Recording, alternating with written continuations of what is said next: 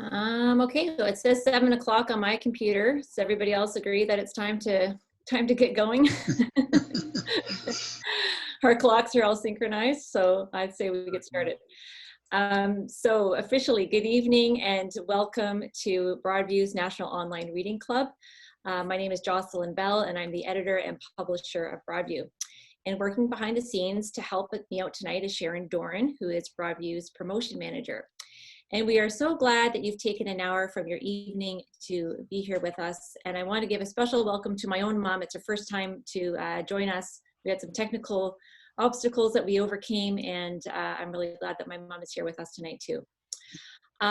Just so you know, we've already started recording this session so that we can share it later with others on our website.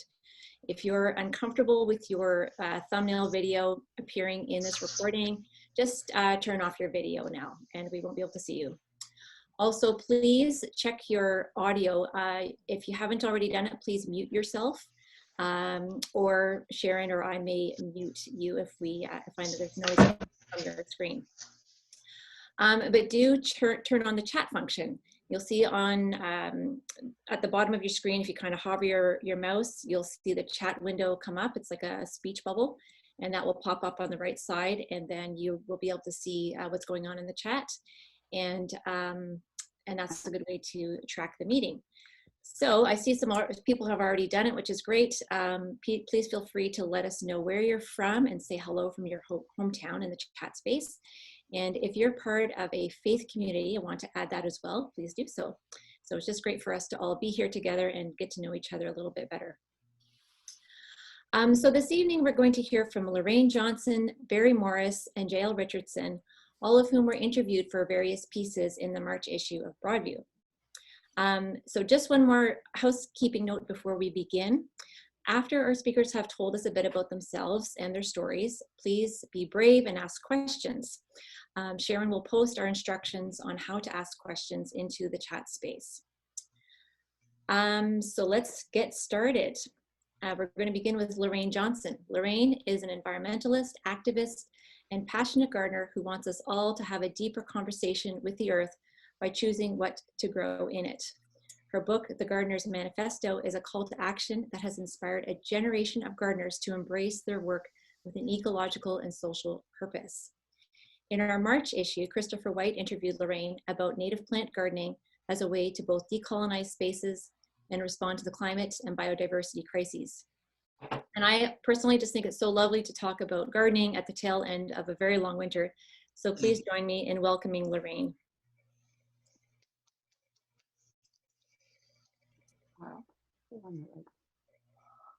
So Lorraine, you have to unmute yourself first. Sorry, I thought I'd done that. Thanks for this invitation. It's really great to be here. I appreciate sharing this space with you all, and I'm coming to this virtual gathering tonight from the traditional territory of the Huron-Wendat, the Haudenosaunee, the Anishinaabe, and the treaty holders, the Mississaugas of the Credit First Nation. And I ended up, I was very nervous and hesitant, I have to admit, about being interviewed for Broadview magazine. One of the editors was aware of my work and really twisted my arm, I have to say, because I was going to be speaking about my most deeply held convictions, like my deepest beliefs, and what value I see in my work or what I'm doing. It was really like important stuff to me. And I thought, normally I write books and I write articles, so I have some kind of control, but with this I was really giving over a lot of control. And also when you speak, I find I'm not, I'm a bit hesitant to speak off the cuff. And so anyway, but so it took a lot of trust. And I had 3 wonderful conversations with Christopher White, and they went really deep. They were so fascinating. I loved the conversations, but it was very different from what I normally do in writing books. So what I normally write books about is what people think of me as a garden writer. I write books about gardening, but it's really a sneaky approach I take, because basically I write books about gardening as a kind of gateway to other issues around sort of broader issues around social issues and environmental issues. And I kind of sneak in through the garden, because I think one of the big issues of our times is actually kind of the separation, really, the Western separation between ourselves and nature.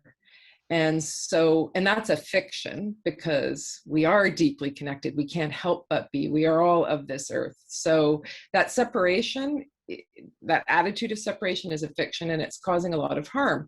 And I think that one place where we can build a relationship with the earth and with natural systems and everything about the earth is actually in the garden, where we cultivate growth and nurture growth.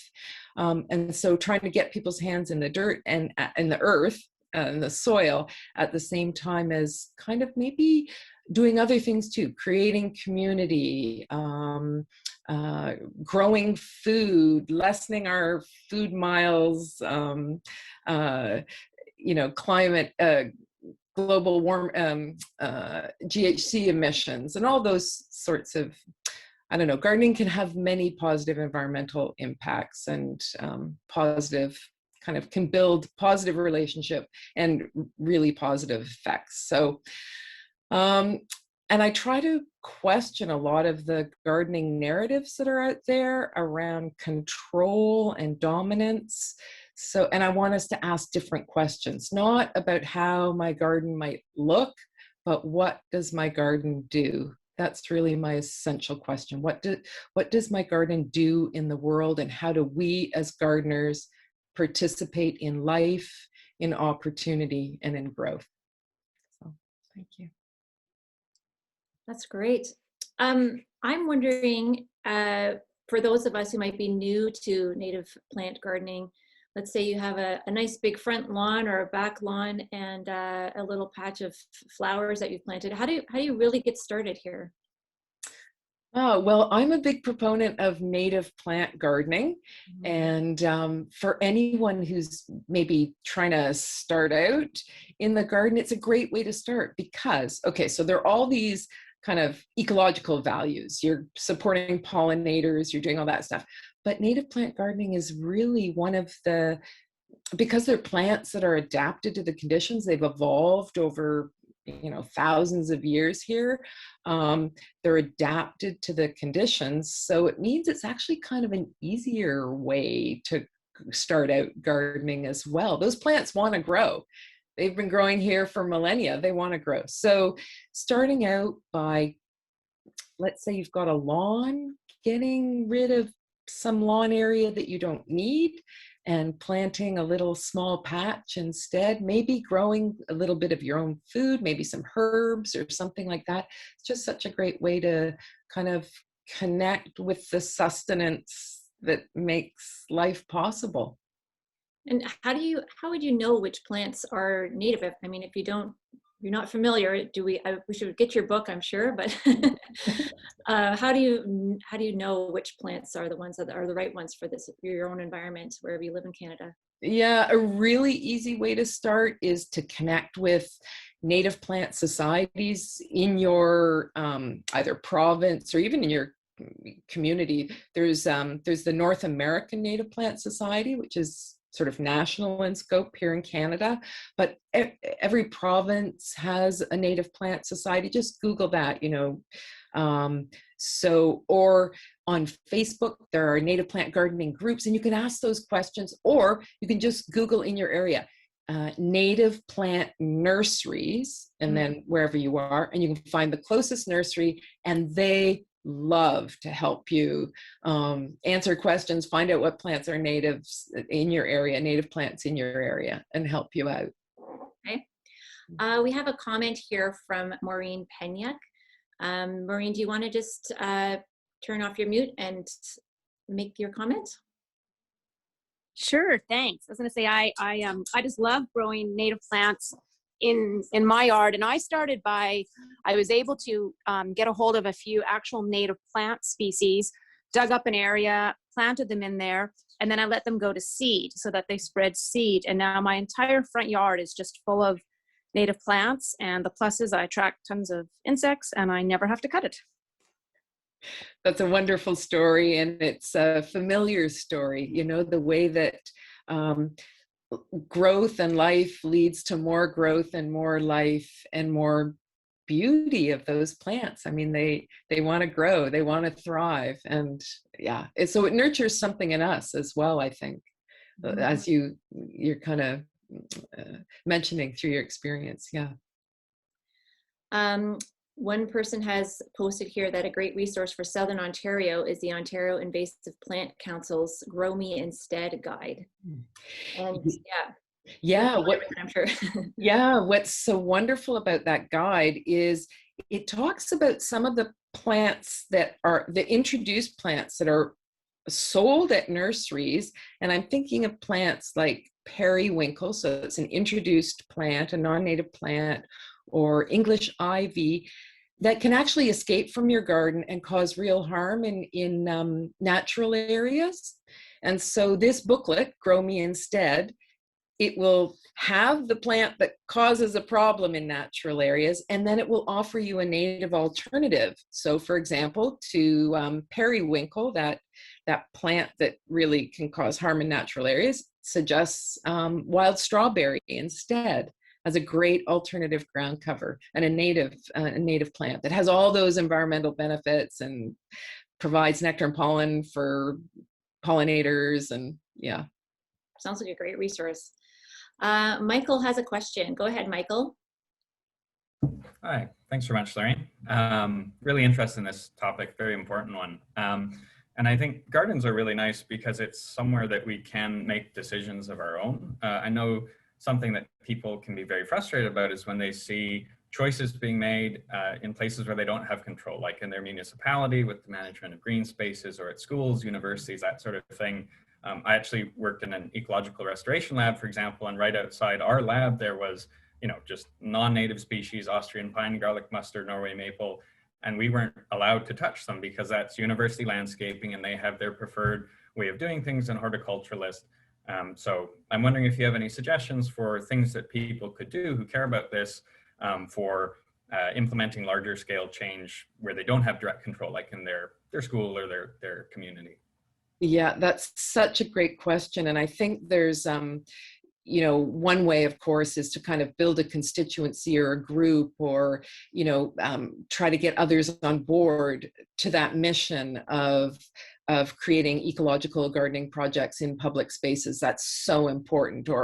But I think something that all of us can do, and will make a big change, is if within each of our municipalities, we actually try to change those terrible grass and weeds bylaws that kind of have created a culture of complaint around naturalized gardens. And if we could really make that shift to those bylaws, then I think it would stop giving permission to people to see naturalized spaces as neglected or not beautiful enough, or all of those kind of cultural kind of norms that are based on this kind of agreement that, and it's an agreement that has real ecological harm. So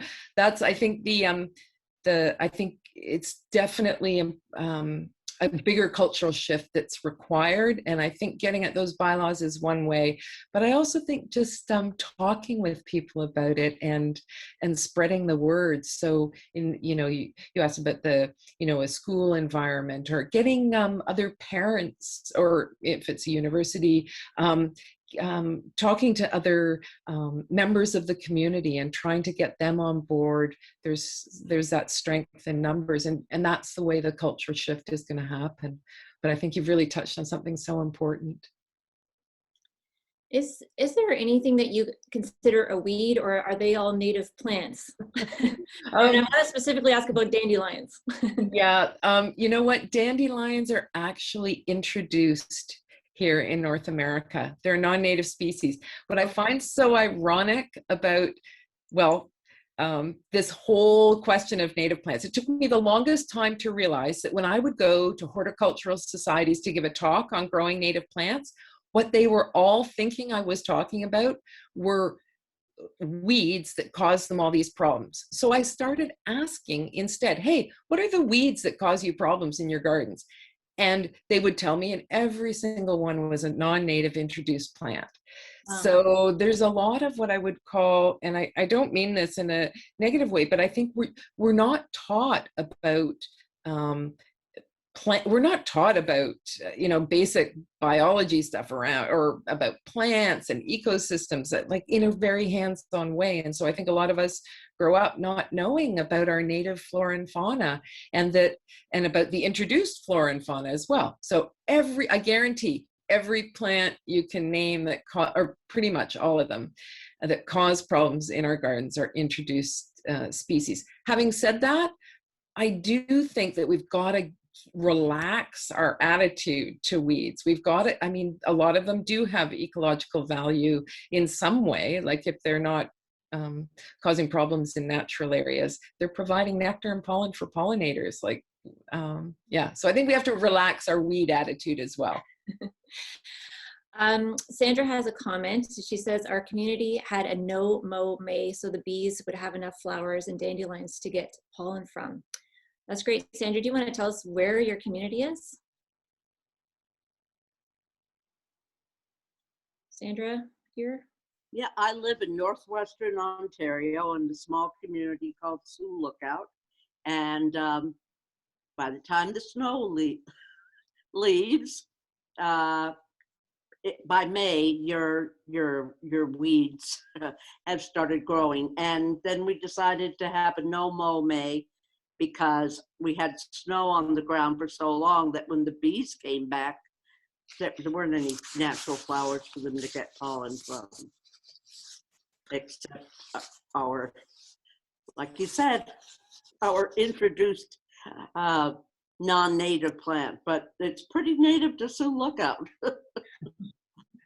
I know this, the No Mow May movement that kind of started in Britain. I'm really glad to hear that it's happening in Sioux Lookout. It's very few communities are doing it officially, so you're leading there, and it's a great way just to get people comfortable with a less controlled, less manicured look, that and literally those taller, those flowering grasses and plants that show up are doing really important ecological work. Well, there was a lot of noise on June the 1st. Yes, the downside of No Mow May. Loud June 1st. Yeah, all the mowers are out. Wow, there's lots of questions here and comments. I'm just going to go through them in order, and so we'll try to get through a few more here. So Marianne Garnett says municipalities and schools here do have native gardens, and that's in Greater Victoria. Marianne, did you want to add anything to that?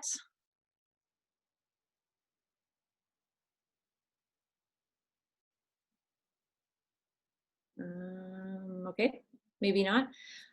So we're just going to go ahead. My neighbors appreciate the beans and squash that grow in my front yard.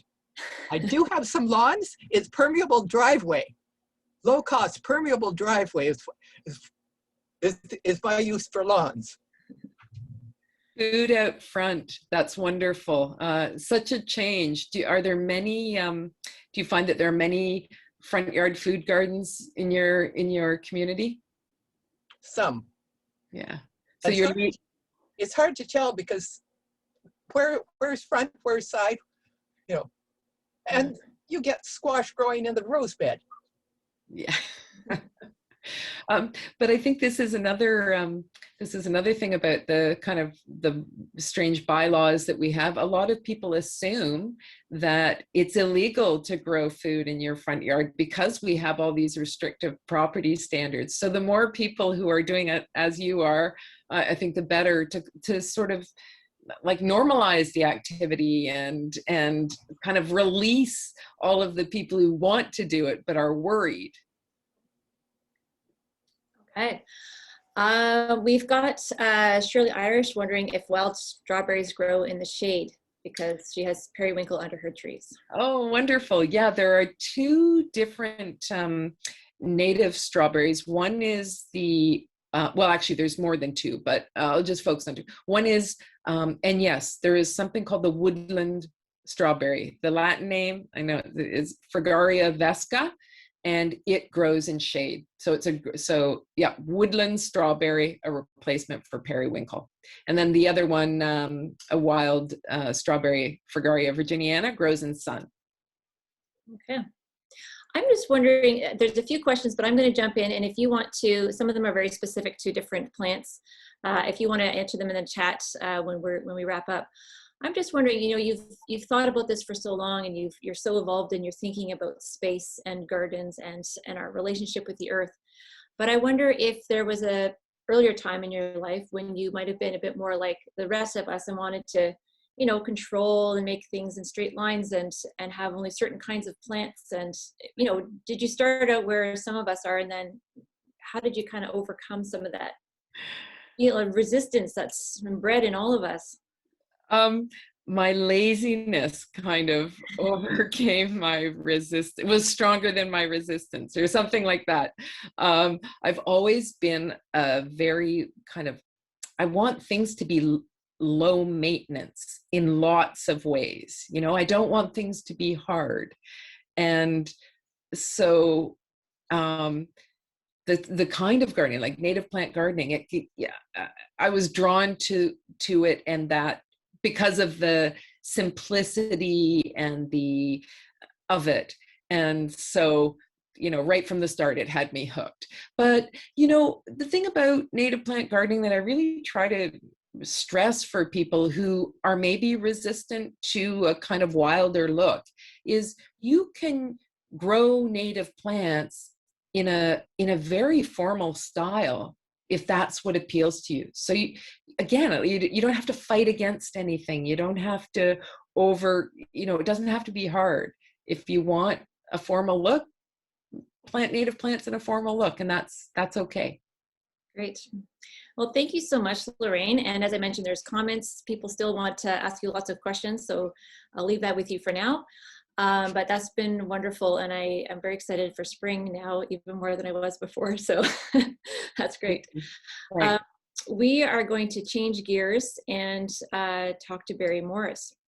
So Barry Morris is a United Church minister who in Vancouver has presided over many funerals for drug users and also lost his own son to fentanyl poisoning. He is advocating for policy changes that might have saved his son and that he's hoping might still help dozens of his opioid-addicted friends and neighbors. In our March issue, Barry's story is featured prominently in the article Fentanyl Funerals by Pieta Woolley. So please join me in warmly welcoming Barry Morris. And you need to unmute, Barry.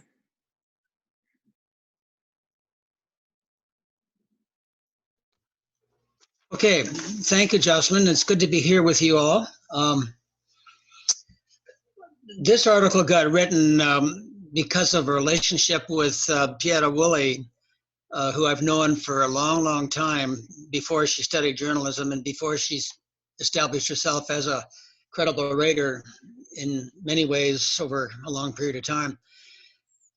Pieta had called me asking for some contact people, other ministers or lay leaders that would be willing to comment on fentanyl or fentanyl-related overdose deaths in the downtown east side or the urban core, the city of Vancouver in general. It's not just limited to the inner city or the urban core of Vancouver. So I provided her with at least 2 or 3 names, and they are thoughtfully incorporated in the article in Broadview / The Observer if you've had a chance to look at it.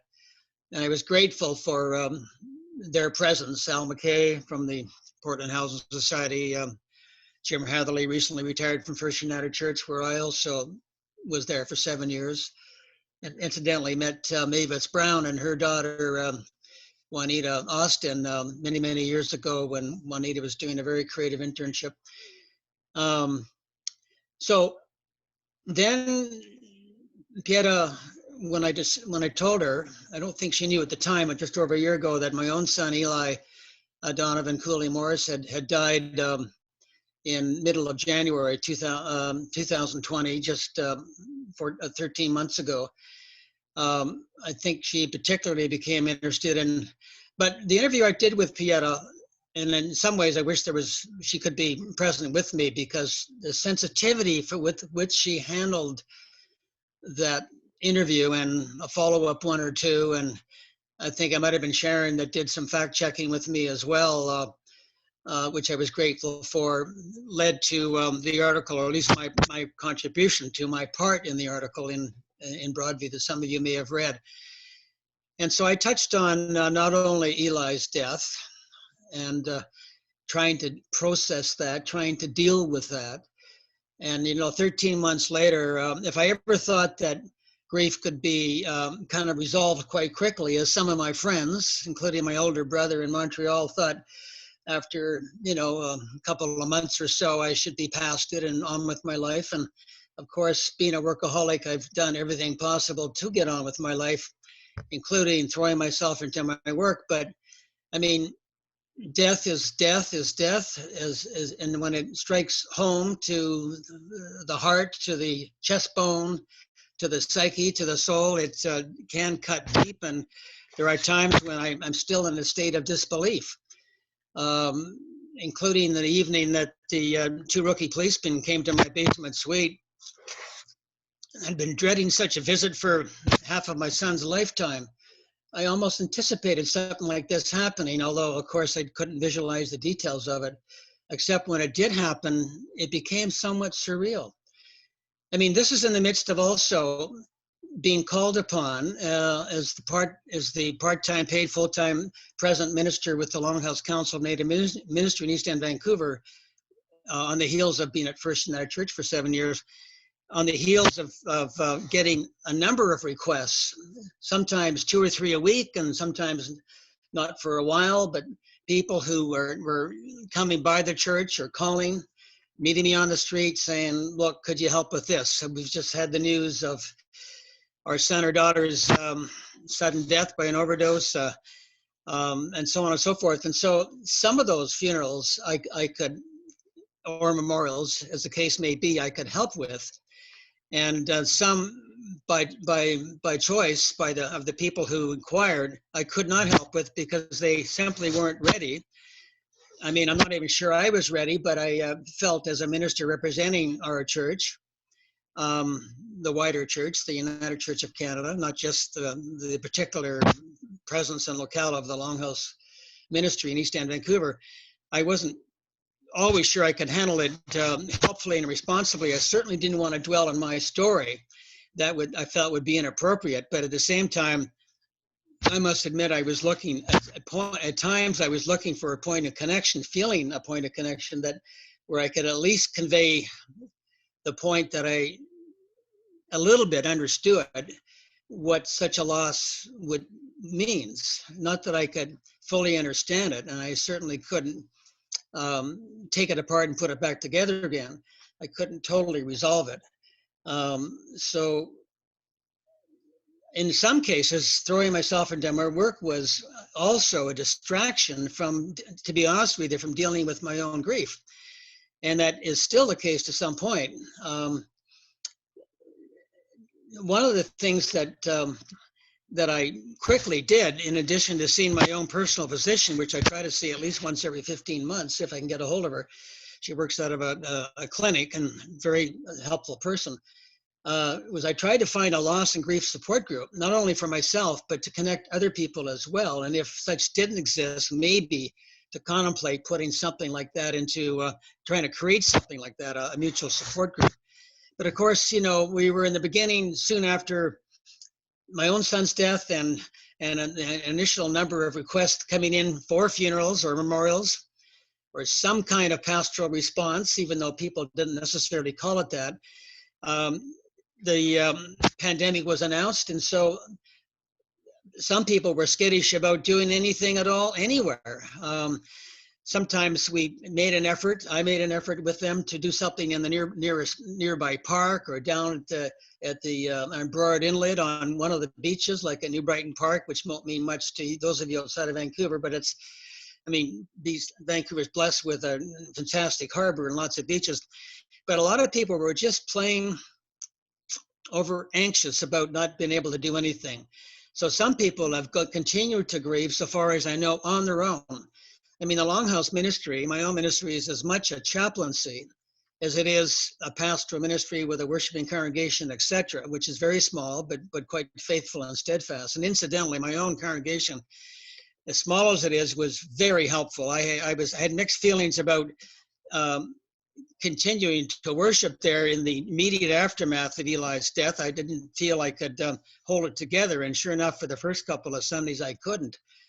Every word out of every hymn and every prayer that somebody shared either spontaneously or read was just electrified. I think I might have mentioned that to Pieta. She might have got it into the article, but it was some of us have heard the expression about thin places that comes from Celtic spirituality, and I'm not an expert on that by any stretch of the imagination, but there was a sense in which spirituality, theology, biblical faith was never more real to me than in and through this crisis of the fentanyl overdoses and my own son's death, coupled with that, and my own attempt to be faithful, but nonetheless to honestly flounder, and hope that somehow it would be acceptable. Sorry? I was just going to say we have some questions, but I wanted to. Okay, then I'm quite willing to take your guidance on this, Jocelyn. I may be rambling along here. I'm trying to, in some ways, to avoid eye contact with all the people on the screen, not because I'm not anxious to face you, but simply because I wanted to get through my introduction. So maybe I've done it. Yeah, no, that's I mean, it's just it's hard to fathom what you've been through, and I wonder if we could just start, for those of us who aren't as personally impacted by the fentanyl crisis as you have been. Yeah. What do we need to know about it that we don't understand? What are we not getting about it? Well, that's a good question. There's so much to it. I mean, in some ways, it's almost unbelievable, as Jim Hatherley put in the article that Pieta wrote, that our country somehow or other is allowing fentanyl to come into the country. That would have to be qualified probably by the fact that some of it probably is produced domestically. The manufacture and distribution of fentanyl, which is really a cheap substitute, far more powerful, a convenient substitute, therefore, than heroin, which has increasingly gotten into less availability and more expensive.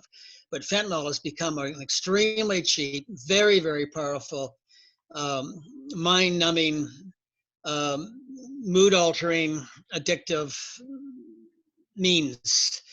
And so that's going on.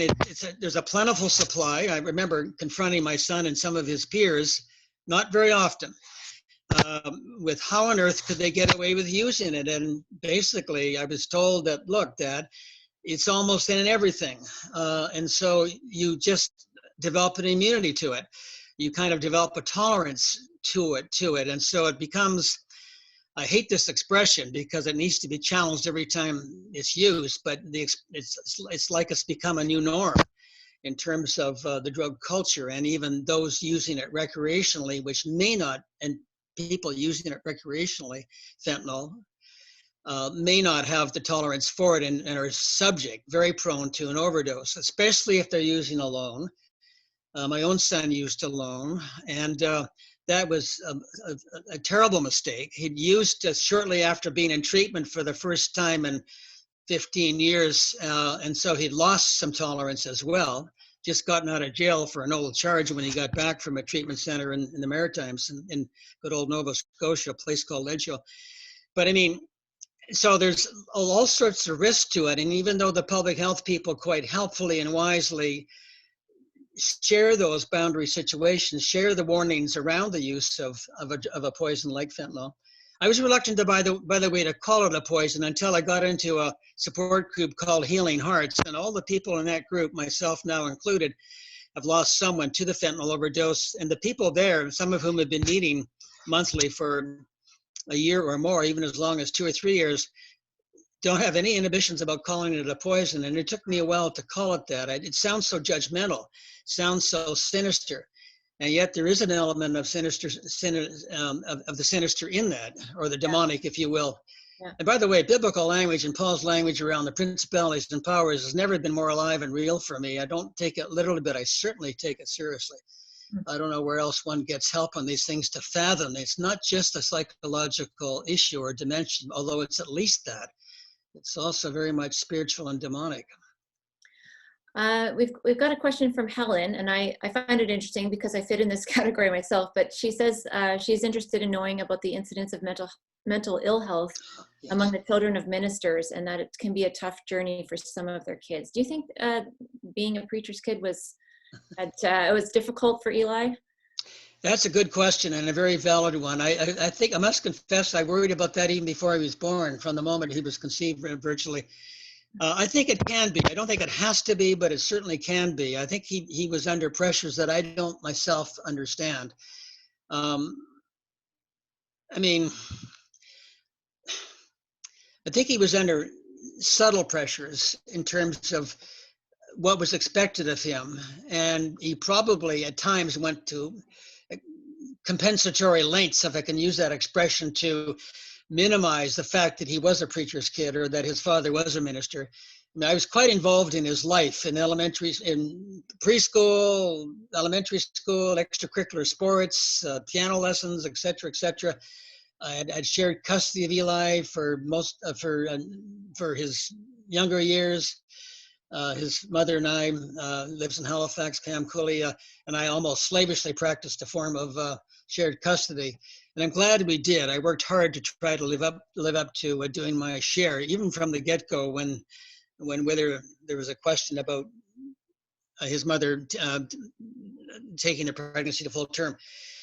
I'm probably sharing more than I ought to or should or need to. But anyway, I think there was pressures on Eli being a PK, a preacher's kid. I know he felt, for me at the end, near to the end of his life, that I felt shame, embarrassment, and he tried to relieve me of that in his own ways, letters, a little bit in conversation. I mean, I'm grateful that he even felt that and could make the effort to communicate that. And he tried to somehow help me to forgive myself for where I was blaming myself for his addiction and his death. And I apologize for still losing it as I talk about it, but it's sometimes so real. It feels like I had to visit last night from these places. But I mean, a lot of these are hindsight appreciations of what he was feeling and thinking. But he did somehow rather empathize or intuit some of the anguish that I was going through as a minister whose son was walking on the dark side. He did struggle with mental illness, by the way. I think that got into the article by Pieta, but I can't be sure.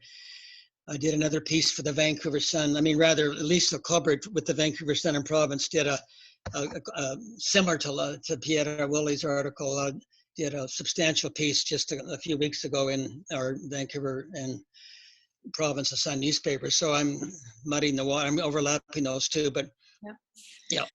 Well, I want to ask you one last, maybe perhaps less emotional question, and Sure. we need to move on. I know you've been advocating for policy change. Is there one big thing that you wish could happen? I wish, Jocelyn, there was one key fundamental thing. There probably are a few things that are basic. I mean, everything from like our own health officer out here, Bonnie, good Lord, what's Bonnie's last name? Bonnie Henry. She has advocated, among others, for certainly trying to enhance safe supplies in the hopes that that reduces the temptations to use illicit supplies or unsafe supplies. I remember a group called From Grief to Action that began in the 1990s, which was instrumental finally in helping Metro Vancouver, and for that matter, most of BC, to adopt and try to practice the so-called 4 pillars, which could take an hour to elaborate on, but and to some extent that helps. That's not only education and law enforcement around fentanyl is pretty critically important, but also detox and treatment and various kinds of harm reduction as in alternates. But it's also trying to understand, trying to fathom what is it about addiction in general and in particular with our sons and daughters, with our partners, our loved ones, our neighbors, our friends, the people that we're ministering beside or would be ministering beside given the opportunities.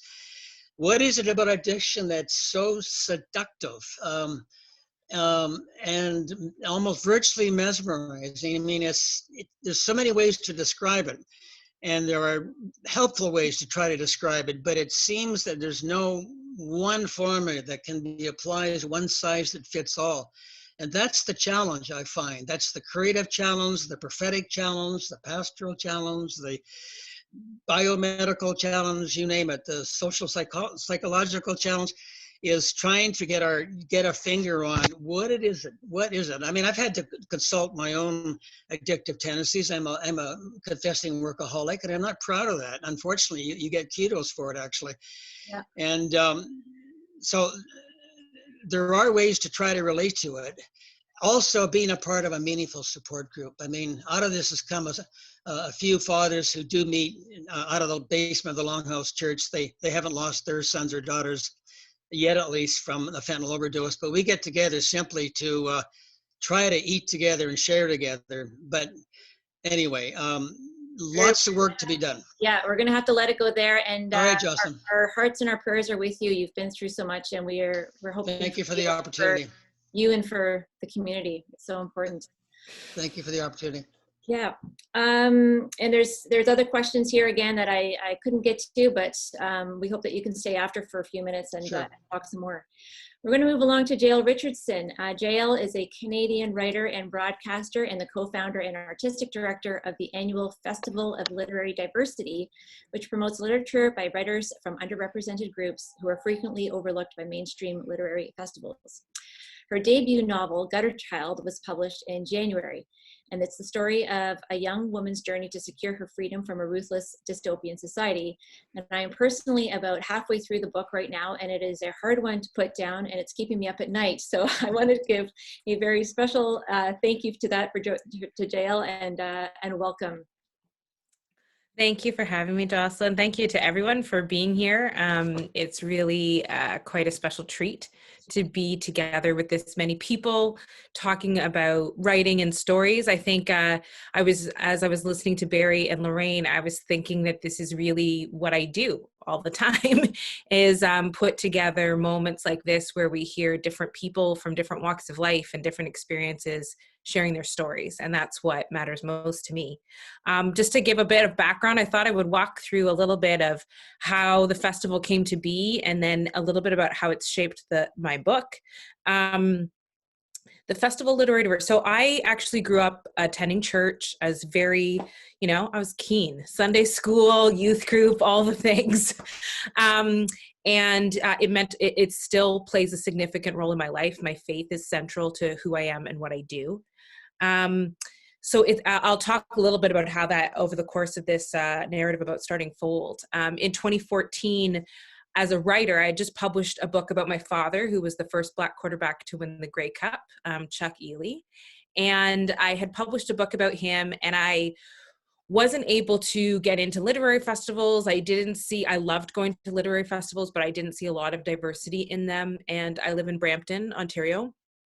And so I thought, well, I'm just going to start a literary festival. And I'm going to start this festival that centers around underrepresented storytellers. That was really my priority, was thinking about the people who get thought about last. And instead of thinking about them last and making them fillers, I was going to put them first. So I was going to think about, right from the beginning, we knew, of course, BIPOC, Black, Indigenous, people of color were largely underrepresented in literary festivals, but also disabled writers, senior writers who were debuting, writers from queer communities, trans writers. These were all folks who were getting overlooked or pushed into conversations where they were only encouraged to talk about their marginalization or their diversity.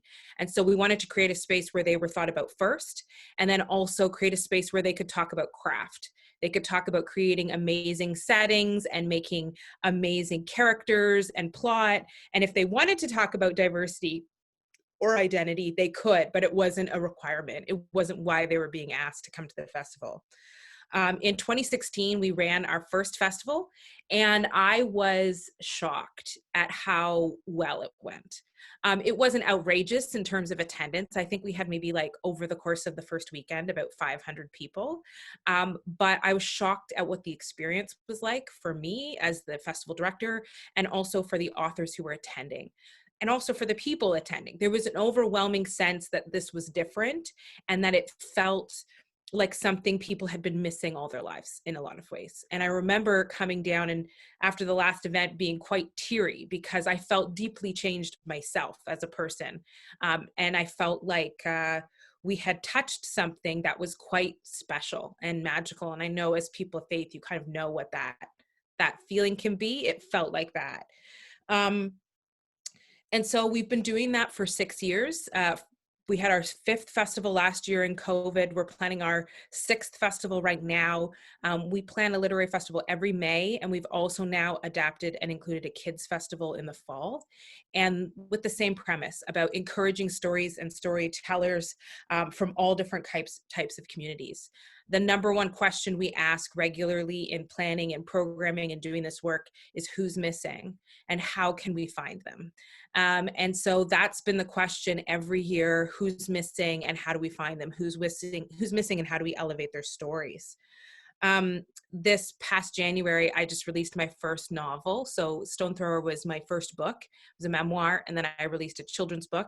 And then Gutter Child was my first novel. And the reason I wanted to mention this is because I wrote the novel over 8 years. And those 8 years, of course, then covered the time that I was working on Fold as well. And what struck me as I was coming to the end last year, April, May, June, in the midst of Black Lives Matter protests and writing a book about systemic racism, was how much I had changed working on Fold and being connected to different writers from different communities and different walks of life. And it actually made it really difficult to finish the book because I had started it with one sort of approach and mentality, and then I had finished in a very different place as a person and as a woman. I had actually, over the course of the novel, had a bit of, I describe it as a bit of crisis of faith, where I started to look at the church and feel like it was overlooking what it needed to be doing, and in my church, my specific home church at the time, wasn't willing to hear me or hear what I felt needed to be heard about other communities that were being overlooked, underserved, outrightly oppressed in the middle of services. And so I was really struggling with what church had always been for me my whole life, and what it was not doing, and what I was then a part of. And so Fold really helped me find the language for where I wanted to be and keep my feet on my faith, but also move in a direction that was actually quite different from where my church was going. And so, in Gutter Child, there's a group of people called the Healers, and they were very much shaped by my experiences in church and trying to question that. And it was really difficult, but also helpful to be able to fictionalize some of my difficulties and address them in my writing in order to unpack how I felt about them and what I could do about it. I have always found that writing was the place where I could answer, or at least navigate, the questions in my life. I did not know. The question for Gutter Child was, how do you grow up in a world that's designed for your failure? That was the question that was on my mind. And writing a novel helped me move closer to an answer. And the other question I came across as I was writing it is, what role does faith and faith communities play in the oppression or freedom of others? And writing it into the book helped me navigate some of those things. And working on the fold has helped me always stay in perspective, understanding that the fullness of my life is being a Black woman of faith, and that all of those things can come together at one time and in my writing, and that I don't have to align with communities that aren't willing to accept all those parts of me. And so that's been sort of my journey with Fold, with writing in a 5-minute package. There's so much to unpack there. I'm trying to like, where do I want to start? My mind is kind of bouncing all over. Let's go back to church for a second, because a lot of the people, probably most of the people, 99% of the people on this call are church members. Can you tell us a bit more about what your church was or wasn't doing, and what other people who are very dedicated to their church communities now, what they could be doing? What who is missing from church, and how do we? Yeah. There were a couple of things that I was seeing in my specific church. There was a lack of representation in terms of Black leadership. And there were a couple of things that happened as the Black Lives Matter, even before this latest increment of Black Lives Matter conversations, there were other increments where things were going on. And I felt like they weren't being addressed. I had actually witnessed my pastor saying racist things on social media and had confronted him about it. And then there were a number of situations from the pulpit where I felt the LGBTQ community, to be honest, was being picked at. And it took me a long time. One of the things I realize is we teach in church that submissive behavior, like to sort of pray and honor your pastors and, be submissive and trust and faith and all those things. But there is a point where you have to be an activist, where you have to speak out for things that are wrong. And I actually didn't know how to do that. And I didn't know until that moment how afraid I was to do that, ironically. And so it took me over a year to write a letter and then build up the courage to make an appointment and then sit down with my pastor and read the letter. And I'm a pretty competent speaker, but when I went to talk to him, I was like a 12-year-old child. Like I just could not, I did not feel well. And I started to realize, and if you read Gutter Child, you probably see some connections. I started to realize that this was a system. This was a system that relied on me being a passive member of the congregation in order to function without problems. And so I just said, look, these are things that we can't do anymore, and it's not okay. And, here are the reasons, and stop. And what I got was just arguments about how good they're doing certain things, and just dismissive kind of conversations. And it just kind of continued from the pulpit. And I just said, I will no longer sit in a service. I actually walked out of one of the sermons because I just said, this is unacceptable. And that was the last time I went to the church. And I realized I needed to be more outspoken, not just for my own community, but for other communities.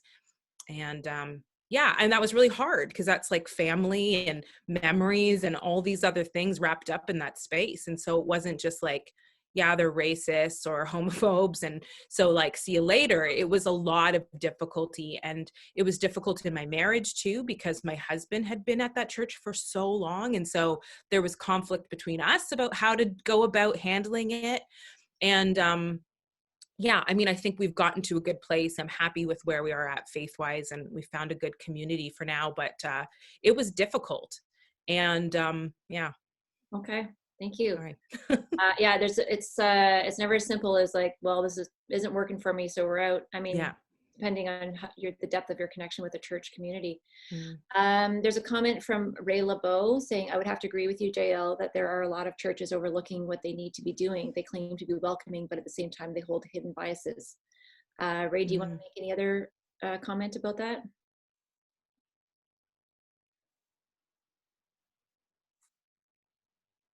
Just coming off mute here. There you are. Okay.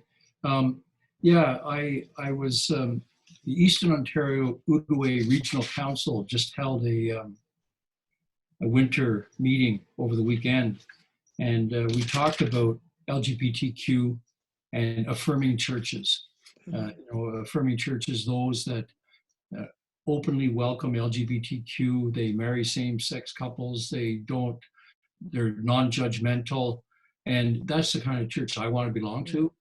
And I asked the question, there are 238 affirming United churches, and there are 170 that are in the affirming process.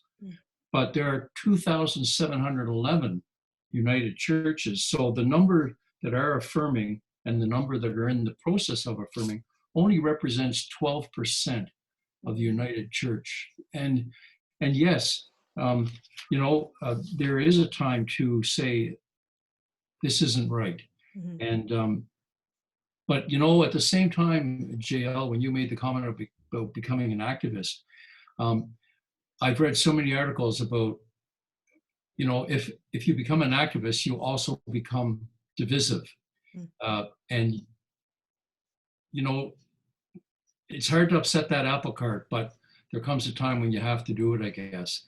And I've had many conversations with the minister of the church that I currently attend, which is not an affirming church. And no matter how hard I try to, get him to win my point of view, he's standing firm, but we always agree to respectfully disagree. And I'm still a member of that church, but I'm honestly giving serious consideration to going to a United church that is affirming. So, and Jael, I don't know, are you currently attending a United church, Jael? No, I don't attend in a United church. And I'm interested in the comment about thinking about activism, because I think honestly, in my family, we talk about it a lot. We're kind of afraid of the word. We like to be peacemakers. We hold on to that verse really tightly, and activism sounds like something wild and out of control. But it's actually just a purpose-driven approach to loving and supporting communities that are systemically overlooked. Right? Activism is about saying the system is not fair, it's not properly designed, and I won't be quiet until it is. And I think that we don't have to be, I think the passiveness, the quiet, the peacemaker, well, first of all, peacemaker is about making peace, right? It's so if things are not at peace, if things are not right, our job is to make peace. And that's also where activism comes in. So I think we have to be willing to stand out. And one of the other things that I was really struck by is the economics of it. I've tithed my entire life. And why would I give my money to a place that was actively spreading hate or actively ignoring the needs of community members that needed them? And so you got to speak with your dollars. And I'm not used to talking about church in that way. That was kind of a new philosophy for me. But I started to look at my bank account and think about the pastors I was putting money in their pockets, quite literally, and what they were willing to overlook in my life. My brother-in-law was assaulted by police officers. I lived some of these stories as a family member. And so I was just not going to pretend that everything was okay and that we could just ignore it. Well, thank you. Thank you. So we're at, it's so powerful. Thank you so much, Jael. And I hope you can stay for a few minutes as well. There's the chat's going crazy here, so there's lots more to talk about. I'm going to wrap our evening up officially for those who want to be on their way with their evening. But as I have mentioned, if you want to stay and have a more informal chat time with our speakers, I think they can stay, I'm not sure. I hope they can for a few minutes and talk a little bit more. We can do that. So for the official wrap up, I just wanted to thank you again, everybody, for being here, especially Lorraine, Barry, and Jael, who are volunteering their time to make this event possible. We're so grateful to you. Tomorrow we'll be sending you a short survey by email so you can share your thoughts with us about this event. Broadview's online reading club is a free event and the costs to produce it are minimal. However, if you'd like to help Broadview continue to feature exceptional people like Lorraine, Barry and Jael, and hire thoughtful writers like Christopher White, Pieta Woolley, and Aaron Aladdin to bring you their stories, please consider donating to our Friends Fund. Sharon Dorn will post a link to donate in the chat space, and we will also include a donations link in tomorrow's survey. Broadview reading clubs exist across Canada, and if you're interested in joining a local club or starting one of your own, please check out our information pages at broadview.org/reading clubs. Following the, we're going to, as I already mentioned, we're going to have some more chat time after we finish this event. But otherwise, thank you again for being here. Please be well, and we hope to see you back for our next online reading club, which is on April 12th at 7 p.m. Eastern. And that's when we'll discuss the April-May issue. So good night to those of you who are leaving, and we'll just keep on chatting here.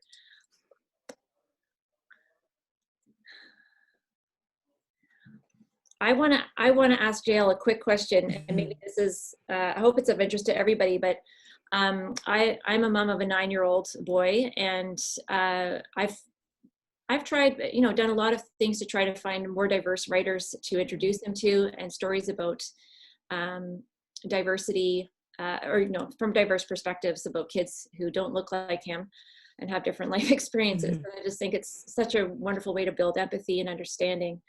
At the same time, I also want him to be familiar with the classics.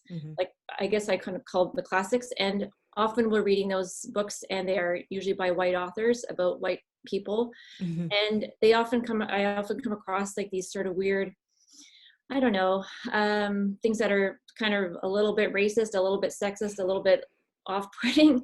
So we try to unpack that. But I'm just wondering, what do you do with the classics? Do they just belong in the past and we need to move on? What are your thoughts?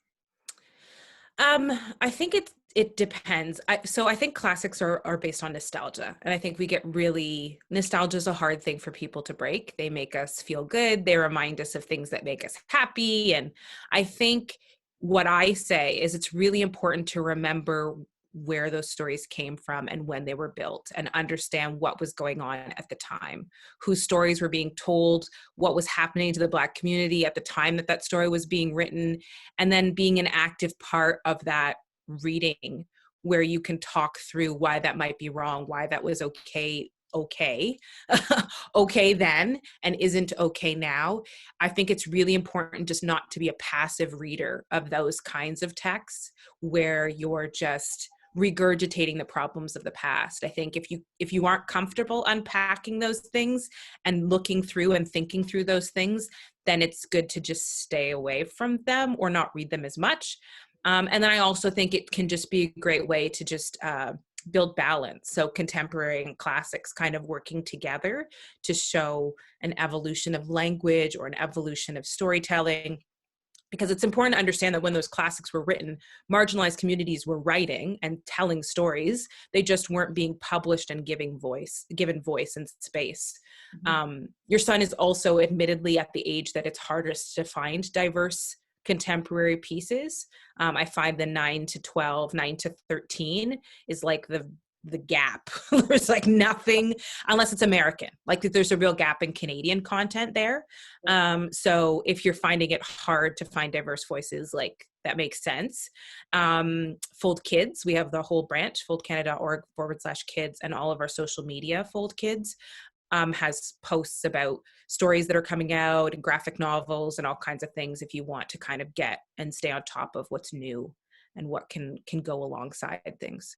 There's also some really great resources, some teachers. There's a teacher named Alyssa Titer, and she has things like, if you like this, read these. So there's sort of like comparable texts if you like Charlotte's Web, and then she'll sort of give like newer or more diverse texts that fill in those gaps. Yeah. That's a great suggestion. I'm going to check out the Fold Kids for sure. I would love this to be more informal. I see there's lots of comments coming up and some people saying thank you, some internet problems. I'm just skimming quickly. If people want to just jump in and speak, I don't need to direct the flow of conversation too much here, although we still have quite a number of people on the line. I have a question for Barry, if I can ask it. Yeah. So Barry, I was wondering, I feel like sometimes when you go through something difficult, then people around you share the thing that they're going through that's difficult, oftentimes, especially if it's similar. And I wonder if that makes it harder for you, or if there's some collective, like if that weighs on you, or like how that process is when people share their stories with you in response to your story about Eli. That's a good question. Thank you.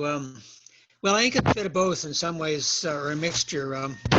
I've certainly found, as I said, as I alluded earlier, that when I have found common ground with those who are in a state of grieving a loss, and even going on to mourn or lament it,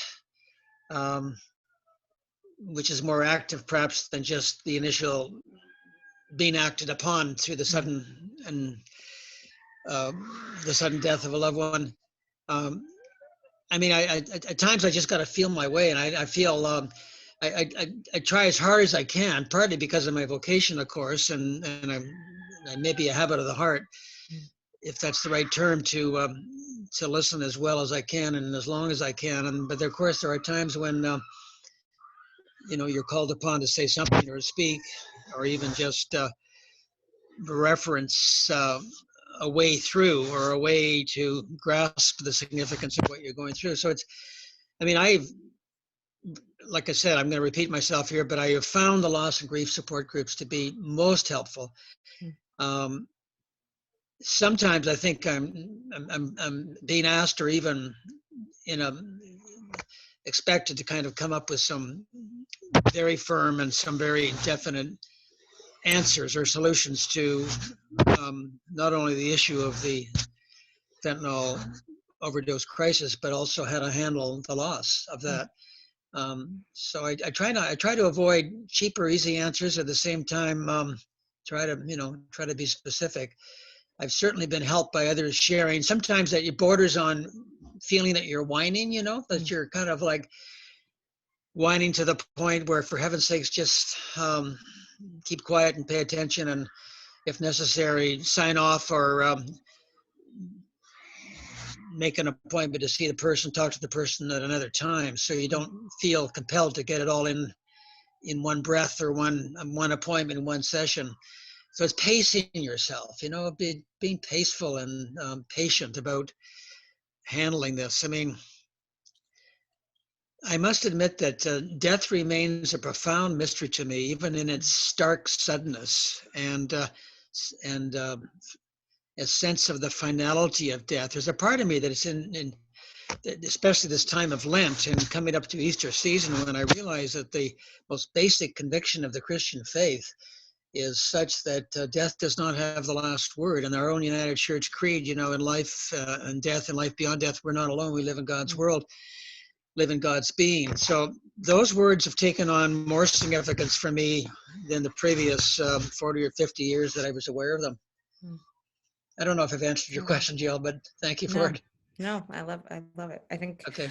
There's a unique kind of storytelling, I think, that comes with grief that's pretty powerful. Yeah. It's pretty honest. So I just appreciate all you're sharing. Thank you kindly.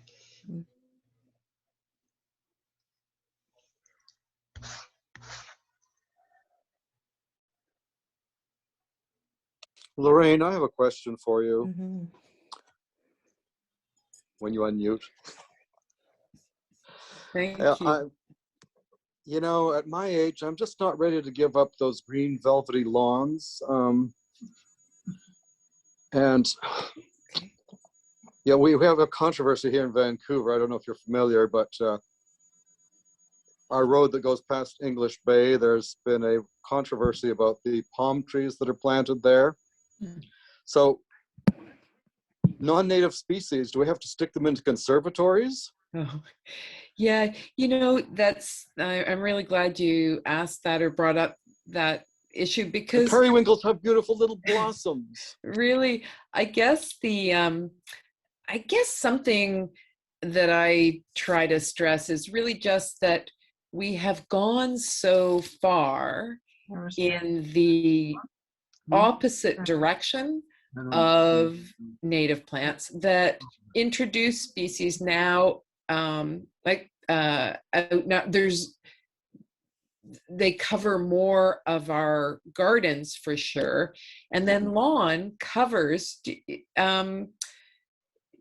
about the size of New England in North America. There's that much lawn. So monoculture, we've created that much monoculture. So it's really just a matter of reducing it, like sort of saying, do we need that much? Do I personally need the amount that I've got? Can I reduce it? Or for public institutions like parks, you know, to say, do we need all of it, or can we let some areas naturalize, or can we restore some areas, do more? So it's really a question of degree, I think, rather than, you know, ban. And I'm certainly not someone who would say either ban it. Lawns are great for certain activities, for sure. Okay. You can't beat it as a ground cover. So there's that, but there's also, like, we have all kinds of different connections to plants, for sure. So it's not about should, or, you know, or only, for me anyway. It's about, hey, the balance is just so far away from where we need to be for supporting life, supporting pollinators, supporting biodiversity. So let's move in that direction. And yeah, still, you know, it's not an either or, I guess. Yeah. Well, I'm slowly moving, and I'm a great fan of digging up front yards to have food gardens in them. Just not in my yard. Yeah, I love the way, even thinking about growing food in, let's say, a city or in a front yard, it gets us thinking about issues such as, hey, well, how healthy is the soil in my front yard? Is it contaminated? Like, what are the histories of the land use? And thinking about those things, I think, is really important. You know, I think it's important to ask questions about the health of the soil, the health of the air, wherever we are. And if we get to that through, you know, an idea of food growing, great. Thank you. Thank you for your thoughts. I have a question for Jael. She's still there? She's still there? Yeah, she's still there. Great. What I found particularly poignant was your grief and the death aspect of leaving your congregation. And I wonder if you want to say any more about what helped you do that, because people can have that experience without the context you did, but it's still pretty powerful. And so anything else you could add on that would be really helpful. Yeah, I think it was hard for me because I was really angry and I was really hurt. And, you know, I'm one that just shares way too much information. So here I go. You know, I was really angry and hurt and felt like a firm position was needed. And my husband was not as angry or as hurt. And so it was also for about a year, we went to separate churches because he kept going. And that was really hard because it was for the first time, there was a loneliness to going to church, actually, that I hadn't known before. I had always gone with my family and then always gone with my husband. And so to go by myself as a single, it felt like as a single woman, like other people didn't know, that there was a grief there. And what was interesting about that is I did have an entirely different experience going by myself. I ran into I say other single women. I wasn't single, but, you know, I ran into other people who were there by themselves. And I started to form a different community. So that, I think it helped me to see other ways that the church is kind of built to facilitate and support a certain kind of attendee versus another. It's very different, I think. Going as like a woman, attending with your husband and your kid, there's this, for me, everything sort of feeds that and supports that. And yet going as a single person, I think, is quite different. And so I just saw church in a whole different way. And it helped me see, A, that I had done the right thing, and B, that there was way more work that needed to be done, not just at that church, but in church in general, and the institution of church needs some things. And so I think I'm the type of person where once I know I've done the right thing and once I feel comfortable, I begin to move more purposely. It's when I'm not sure I've done the right thing or when I'm not sure I'm in the right place that I feel a bit lost. So for about a year, that was the big struggle. And then I started to find my legs and my feet and figure out where God was leading me in that way. Thank you so much. That's helpful.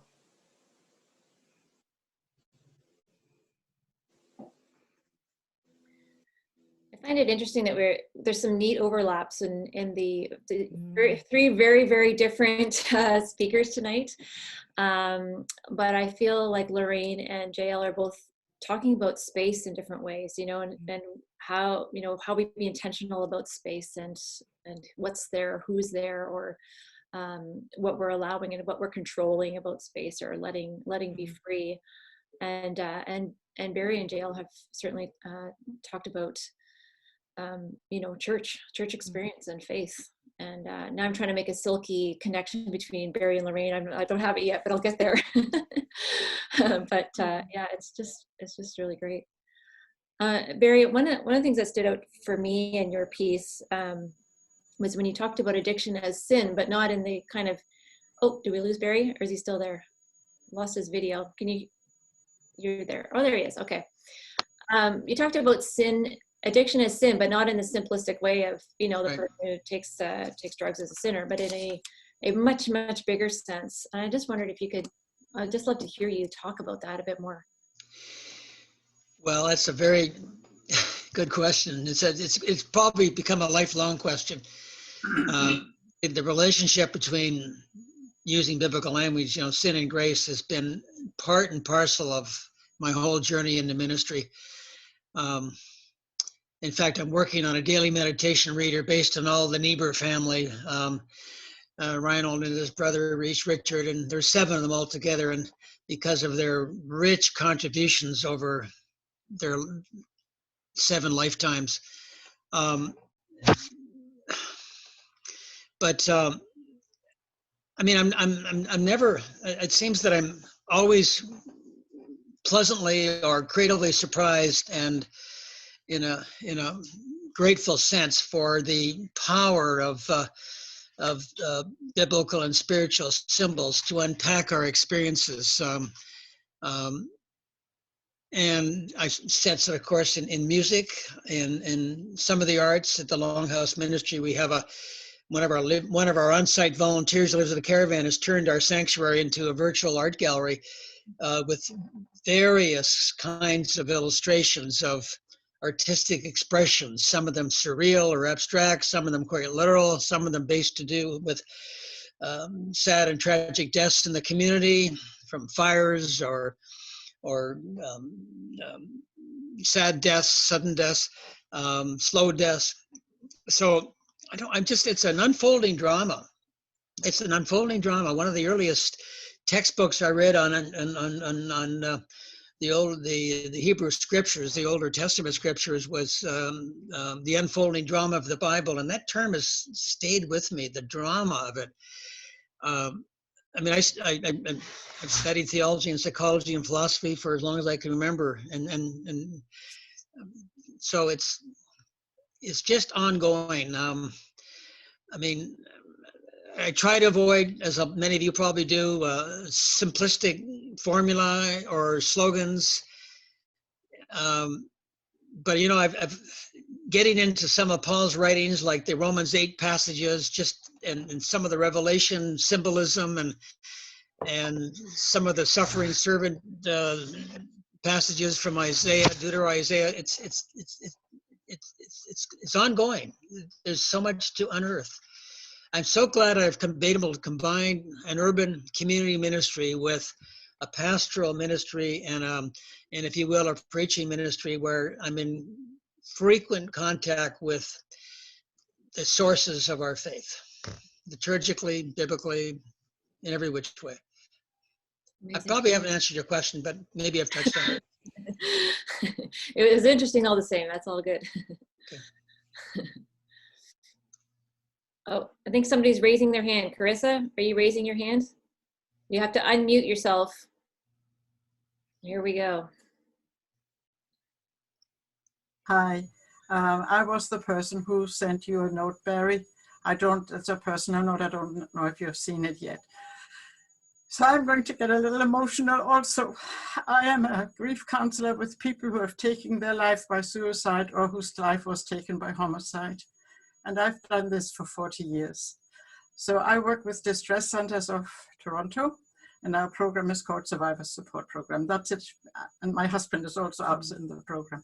So what I wanted to observe is when Jael and you both talked, you had something in common when you grieved about leaving your community and your church, and you were grieving, and then the grief that Barry is, you're both grieving.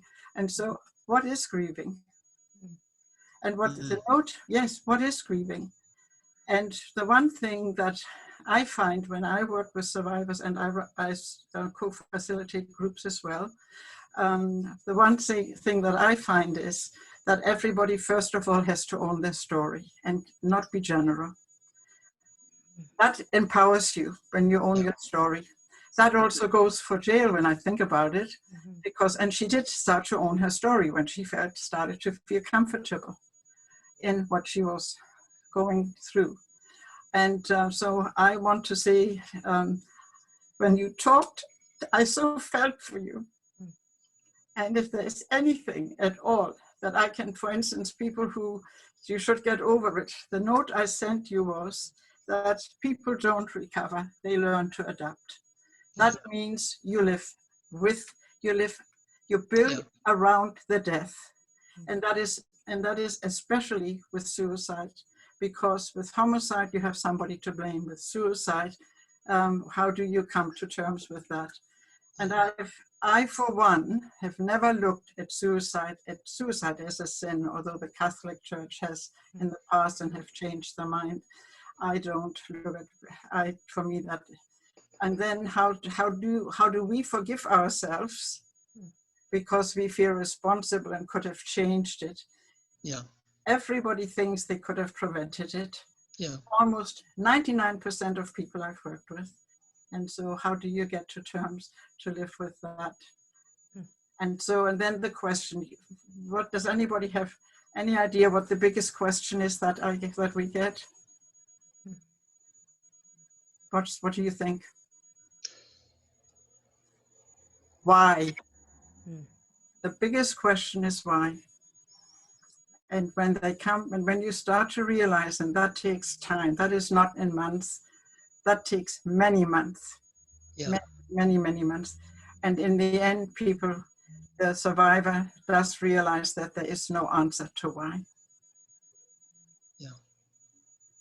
And that is the hardest, for many people, the hardest thing to come to terms with. So I want to thank you from the bottom of my heart for sharing the story, because it gave me more insights. So thank you so very much. And I'm more than willing, if you have any materials I can send you that would be helpful for others, I'd be glad to. I work a lot with Dr. Wolfett. He wrote, he's a researcher into suicide, Dr. Alan Wolfett. And he wrote something, the Mourner's Bill of Rights.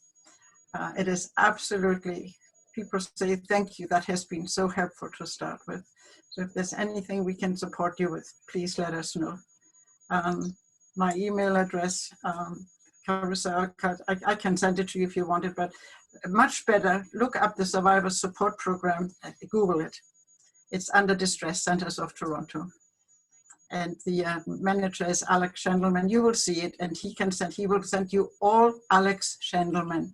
He will send you anything that you need support and anything that you need support with.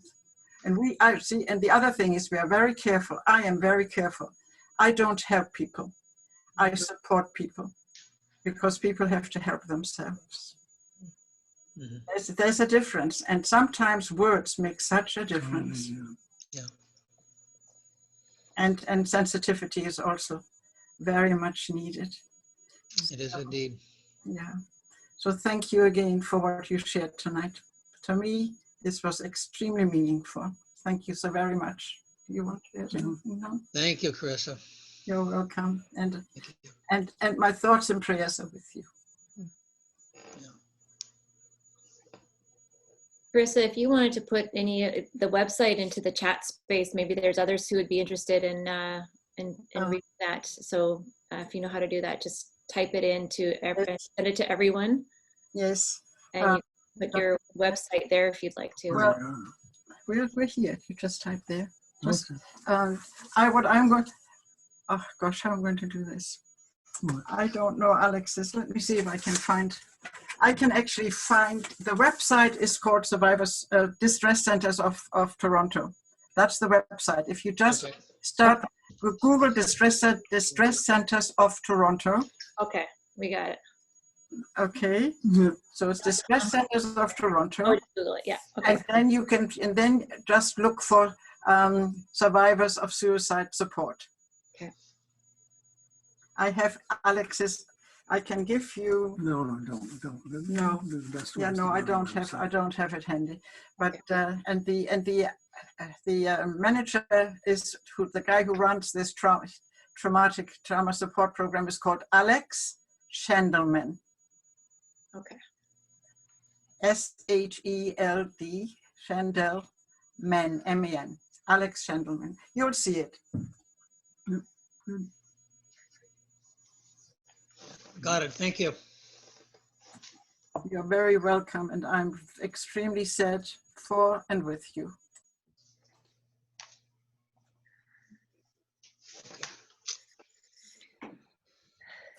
Well, I feel like I want to just end on a happy note, and I would love to hear, Lorraine, are you starting your seedlings?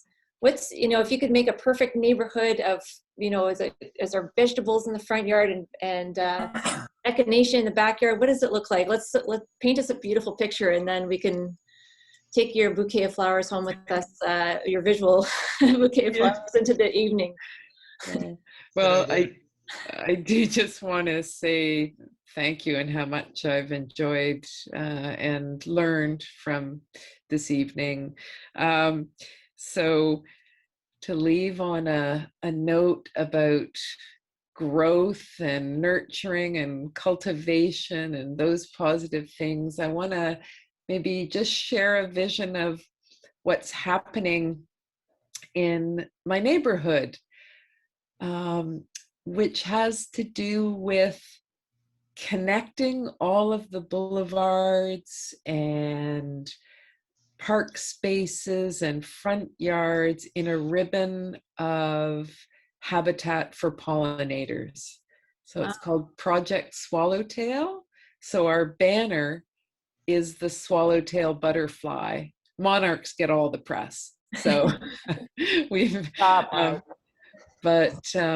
yeah, it's a project to connect all of these, to create a ribbon of pollinator habitat for butterflies and other pollinators. So I'll leave you with that.